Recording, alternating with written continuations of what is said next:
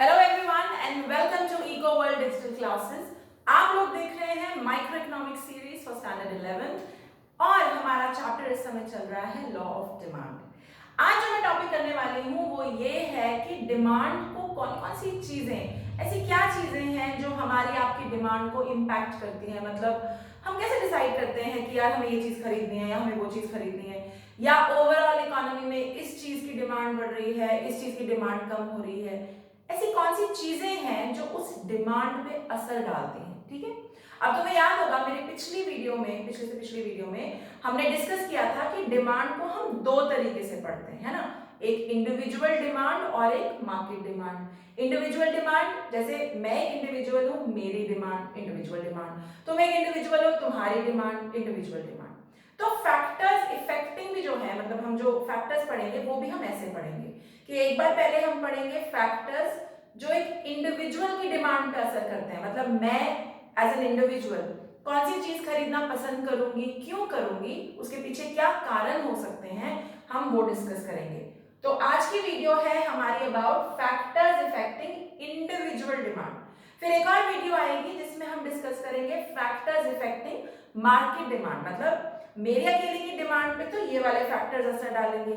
Market demand, जब हम सारे लोगों की डिमांड को एक साथ देखते हैं तो उस पे किन चीजों का असर आता है वो हम अगली वीडियो में करेंगे। ठीक है, तो शुरू करें, चलो। तो इंडिविजुअल डिमांड में सबसे पहला जो फैक्टर इंपैक्ट करता है वो तुम जानते हो, वो क्या है? Price, on price of the commodity. पता है कि जनरली जब, अब मैं अपना एग्जांपल लेती हूँ, जब मैं मार्केट जाऊंगी कोई चीज खरीदने तो बिना प्राइस पूछे थोड़ी ना चीज डिमांड कर लूंगी। प्राइस तो बहुत इंपॉर्टेंट है और हमारा पता है, हमारी लॉ भी लगती है वहां पे, विच इज कि जब प्राइस बढ़ेगा तो क्वांटिटी डिमांडेड घटेगी और जब प्राइस घटेगी तो क्वांटिटी डिमांडेड बढ़ेगी। हमें ये बात पता है, राइट। और इसीलिए जो हमारा डायग्राम है वो डाउनवर्ड स्लोपिंग बनता है, यानी कि वो प्राइस और क्वांटिटी डिमांडेड का inverse relationship, opposite relationship establish करता है। ये बात मैंने पहले भी कही थी, मैं फिर रिपीट कर रही हूं। इकोनॉमिक्स में, माइक्रो में याद रखिए कि डाउनवर्ड स्लोपिंग का मतलब क्या होता है। डाउनवर्ड स्लोपिंग जहां दिख जाए, मतलब जिन दो वेरिएबल्स पे ये कर्व बना है उनका आपस में ऑपोजिट रिलेशन या इनवर्स या नेगेटिव, हम एक ही बात है ये, वो रिलेशनशिप है। मतलब एक बढ़ रहा है तो एक घट रहा है। ठीक है, तो भाई सीधी बात है, प्राइस को इंपैक्ट करेगी, यू नो दैट। अब सेकेंड चीज क्या है जो इंपैक्ट करती है हमारी डिमांड को, वो है taste and preferences. So let's say I wanted to buy a phone, मुझे फोन खरीदना था, बट मेरी बड़ी क्लियर प्रेफरेंस थी कि मुझे एप्पल नहीं चाहिए, मुझसे एप्पल नहीं संभलता, मुझे नहीं चाहिए। यानी ये मेरी टेस्ट, ये मेरी प्रेफरेंस है, मेरी इच्छा है कि मैं ये लूं या वो लूं, मेरी चॉइस है, और इससे मेरी डिमांड इंपैक्ट हो गई। करेक्ट। सेम केस में कोई बच्चा हो सकता है या कोई बंदा हो सकता है जो कहे नहीं मुझे लेना ही एप्पल है, मुझे और कोई फोन लेना ही नहीं। Again taste and preferences. तो टेस्ट एंड प्रेफरेंसेस, हमारी चॉइसेस, हमें क्या पसंद आ रहा है, ये बहुत इंपैक्ट करता है हमारी डिमांड को। और जनरली जब टेस्ट एंड प्रेफरेंसेस हाई होती हैं, मतलब आप किसी चीज को प्रेफर कर रहे हैं, उसे पसंद कर रहे हैं, तो उसकी डिमांड भी बढ़ेगी। और जब किसी की टेस्ट एंड प्रेफरेंसेस कम होती हैं तो उसकी डिमांड घटेगी। इसको हम डायग्रामेटिकली कैसे दिखा रहे हैं, मैं एक डायग्राम समझाती हूँ, बाकी सब क्लियर हो जाएंगी। अगर तुम ध्यान दो, ये वाला एक्सेस प्राइस का, ये वाला एक्सेस क्वांटिटी डिमांडेड का। ध्यान दो मैंने प्राइस की लाइन कांस्टेंट ली है, क्योंकि अभी मैंने पिछली वीडियो में ही समझाया था, एक डिमांड होता है, एक क्वांटिटी डिमांडेड होता है। क्वांटिटी डिमांडेड सिर्फ प्राइस से इंपैक्टेड होता है, उस पर सिर्फ प्राइस का असर होता है, लेकिन जो डिमांड है वो बाकी फैक्टर्स, प्राइस को छोड़ के जो बाकी फैक्टर्स हैं उस पे उनका असर है ना, यही बात की थी।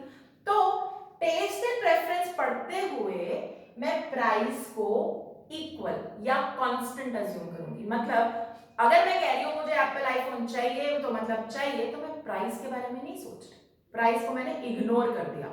आई am just thinking about my taste and preference, ये मेरी चॉइस है, मुझे यही चाहिए। तो बस मैंने प्राइस को कांस्टेंट किया। डिमांड का मेरा ओरिजिनल था डीबी, अगर मेरी टेस्ट एंड प्रेफरेंस बढ़ी तो मेरी डिमांड भी बढ़ेगी, उसको मैंने राइटवर्ड शिफ्ट से डिनोट किया। पिछली वीडियो में समझाया था ना कि शिफ्ट, इंक्रीज दिखाने के लिए हम राइटवर्ड शिफ्ट करते हैं, डिक्रीज दिखाने के लिए हम लेफ्टवर्ड शिफ्ट करते हैं, ठीक है ना। तो हमने राइट वर्ड शिफ्ट ले लिया, और सेकंड केस को दिखाने के लिए हमने लेफ्ट वर्ड शिफ्ट ले लिया। अभी क्लियर? राइट लेफ्ट में अगर दिक्कत होती है और अगर आप राइटी हैं तो अपने हैंड्स फिगर आउट कर लीजिए, जिस हाथ से आप लिखते हैं उस तरफ को कर्व मूव कीजिए राइट वर्ड, और कम करने के लिए लेफ्ट वर्ड्स। क्लियर है? All good? गुड। अब आओ थर्ड पे। भाई प्राइस देख ली, टेस्ट एंड प्रेफरेंस देख ली, पैसे भी तो होने चाहिए ना जेब में, इनकम कैसी है आपकी ये भी तो देखना पड़ेगा ना। तो हम जानते हैं कि दो टाइप के गुड्स होते हैं, एक नॉर्मल गुड और एक गिवन गुड। अब नॉर्मल गुड क्या है? जिसपे लॉ ऑफ डिमांड लगता है, कोई भी normal good, AC, refrigerator, TV, bed, आप कई चीजें खरीदते हैं जिन पे लॉ ऑफ डिमांड लग रहा है, वो नॉर्मल गुड। ठीक है? तो नॉर्मल गुड का तो रूल बड़ा सिंपल है, Y in economics means income. जब भी इनकम बढ़ेगी तो डिमांड फॉर नॉर्मल गुड बढ़ेगा, ऑब्वियसली। देखा है ना, जब लोग ज्यादा पैसे कमाते हैं तो ज्यादा अच्छी अच्छी चीजें खरीदना शुरू कर देते हैं। सिंपल लॉजिक है। अगर आपकी इनकम बढ़ रही है तो नॉर्मल गुड की डिमांड आप बढ़ाएंगे, अगर आपकी इनकम घट रही है तो नॉर्मल गुड की डिमांड आप कम करेंगे। Simple logic. लेकिन गिवन गुड का क्या? तुम्हें याद होगा हमने जब एक्सेप्शंस किए तो हमने डिस्कस किया था कि given goods extremely inferior quality की चीजें होती हैं। तो तुम ही बताओ, अगर किसी की इनकम बढ़ती है तो क्या वो गिवन गुड खरीदना अब प्रेफर करेगा? अगर मैं अमीर हो रही हूँ, गिवन गुड कोई क्यों खरीदेगा? जब उसकी इनकम कम हो या वो बहुत ज्यादा गरीब हो तभी खरीदेगा। अब अगर आपकी इनकम बढ़ रही है तो क्या आप गिवन गुड की डिमांड को बढ़ाएंगे? नहीं। तो जब आपकी इनकम बढ़ेगी गिवन गुड की डिमांड कम हो जाएगी, और जब आपकी इनकम कम होगी तो गिवन गुड की डिमांड बढ़ जाएगी। क्यों? क्योंकि तुम ऑलरेडी गरीब थे जब तुम गिवन गुड खरीद रहे थे, अब तुम्हारी इनकम और भी कम हो गई, ऑप्शन है कोई और? कुछ भी नहीं, गिवन गुड ही खरीदना पड़ेगा। वो याद है ना पोटैटोस वाला एग्जांपल, वही पोटैटोस लेने पड़ेंगे क्योंकि तुम्हारे पास अच्छा क्वालिटी का पोटैटो खरीदने के पैसे नहीं है। क्लियर है? तो देखो प्राइस ने इंपैक्ट किया, हमारी डिमांड को करता है ना, हमारी चॉइसेस, हमारी प्रेफरेंसेस और हमारी इनकम। अब आओ फोर्थ पॉइंट पे। फोर्थ पॉइंट क्या है? Future expectation. What is future expectation? अगर मुझे आज पता है कि अगले महीने प्याज महंगा होने वाला है और बहुत महंगा होने वाला है, तो तुम्हें क्या लगता है मैं आज क्या करूंगी? ठीक ही सोच रहे हो, सारा प्याज इकट्ठा करके अपने घर में रख लूंगी। यही होता है। अब तुम याद करो, जब पिछली बार पता चला था कि नमक के पैकेट महंगे हो जाएंगे तो सडनली सारे लोगों ने ना नमक खरीद खरीद के रखना शुरू कर दिया था। यही लॉजिक है। और अगर पता है कि अगले महीने इसका प्राइस, मान लो मेरे को गोल्ड खरीदना है, गोल्ड का कंगन खरीदना है, और मुझे पता है कि अगले महीने इसके प्राइस कम होने वाले हैं, तो क्या मैं आज खरीदूंगी? बिल्कुल नहीं, अगले महीने खरीदूंगी। And now that explains the logic behind all sales. अब तुम याद करो, जब दिवाली आने वाली होती है या जब अक्षय तृतीया, जिस दिन गोल्ड खरीदा जाता है, आने वाला होता है, अगर आज तक कभी नोटिस नहीं किया तो आप डेफिनेटली नोटिस करना, दिवाली के आसपास बड़ी बड़ी एड्स आनी शुरू हो जाती हैं, इतनी सेल लगेगी जी, इतना डिस्काउंट है जी। क्या होता है, उनको पता है कि इस समय पे लोग ये सब चीजें खरीदेंगे, और अगर पहले से पता है कि 2 महीने बाद इसके रेट गिरने वाले हैं तो आज उसकी डिमांड कम होगी। तो इक्वेशन क्या है? प्राइस से यहाँ मतलब है फ्यूचर प्राइस। अगर फ्यूचर में प्राइस बढ़ने वाला है, जैसे कि मैंने प्याज का एग्जांपल लिया, तो उसकी डिमांड आज बढ़ जाएगी। ये फ्यूचर के पॉइंट ऑफ व्यू से है प्राइस, और डिमांड आज के पॉइंट ऑफ व्यू से। ठीक है?